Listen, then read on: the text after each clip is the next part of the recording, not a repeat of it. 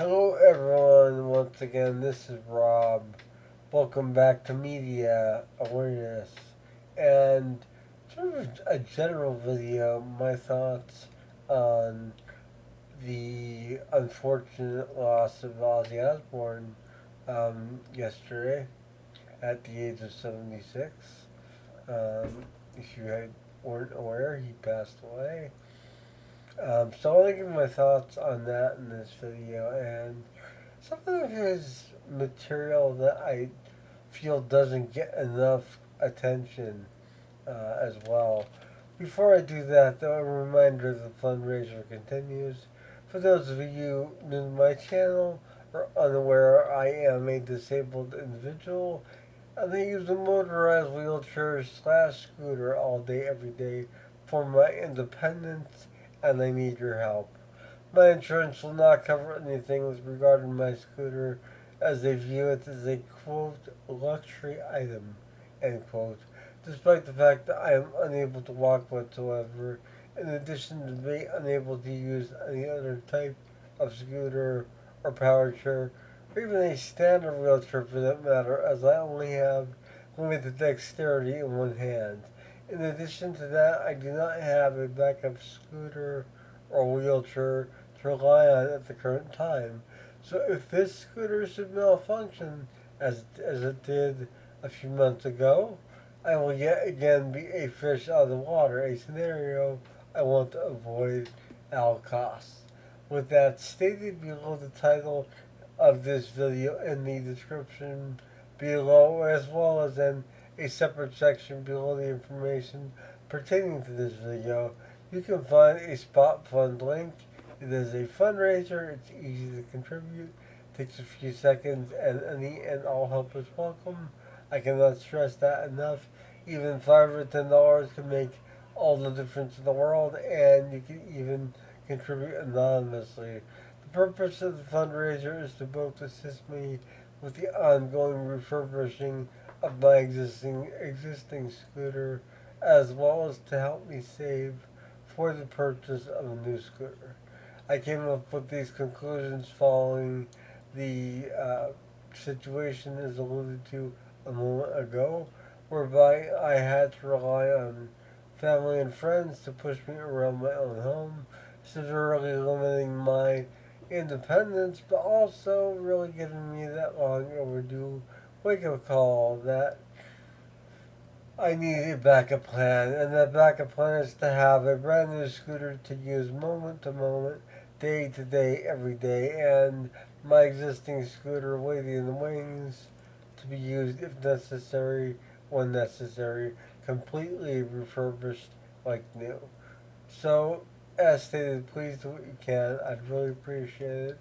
I do want to extend a gracious thanks to those who have contributed thus far, in addition to those who plan on contributing, as your contributions have and will make a world of difference in my life. Thank you all. I love you all. If you are not yet subscribed to Media Awareness, this channel, please consider subscribing and becoming part of the Media Awareness family. I'd love to have you. Also, if you do so, make sure to click the bell icon. That way, you'll be notified whenever there is a new video, much like this one. So, I just want to express really my thoughts on Ozzy as a performer, as a songwriter, as a vocalist, and highlight two albums that really were important in my life. And uh, it's strange for me at age 53 looking back to a point where there really was no Ozzy Osbourne. He was a constant in my life. Much the way I would say Star Wars is for a lot of people. It's always been around. Yet I can recall in my life a time when it wasn't prior to it. And it's strange for me looking back on Ozzy because he was always there. And it didn't matter if it was relevant at that point in time or not. It was just this unconscious constant that Ozzy's always there.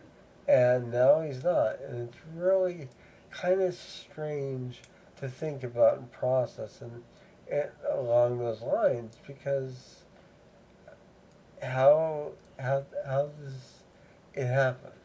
Um, and I remember being at an ex girlfriend's house when the Osbournes came forward and revealed the Parkinson's diagnosis, I believe, on the Good Morning America, I think, on ABC. And I remember thinking, oh my God, that's, terrible. And I think it was around that time. But it was weird because I I listened to Ozzy for several years at this point in time. I started listening to Ozzy properly in the 1990s. I sort of skipped that whole um, scene of the 1980s and I went back retroactively and sort of discovered his music after the fact. But two of the albums that really blew me away, Ozzmosis and Down to Earth.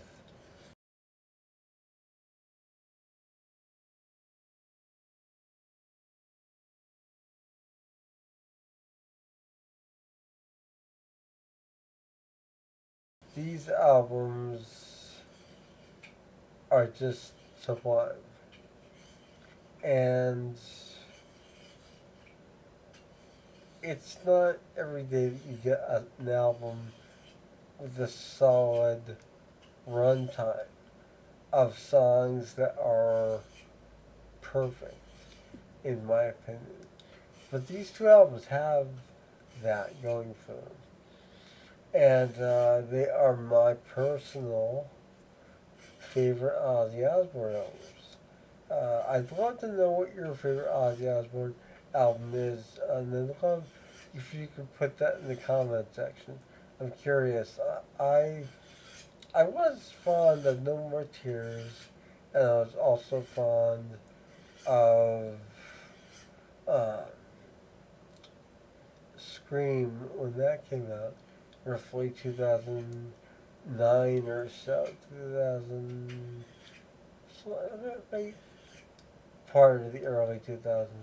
So yeah, um, and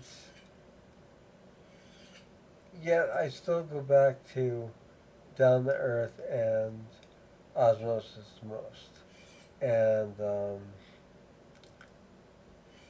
if you're going to dive into Ozzy's catalog without knowledge of it prior, or if you just heard the hits or something that someone played for you, these are good albums as far as starting points and uh, really solid in my opinion. So check these two out. And, rest in peace, Ozzy Osbourne. What else can you say?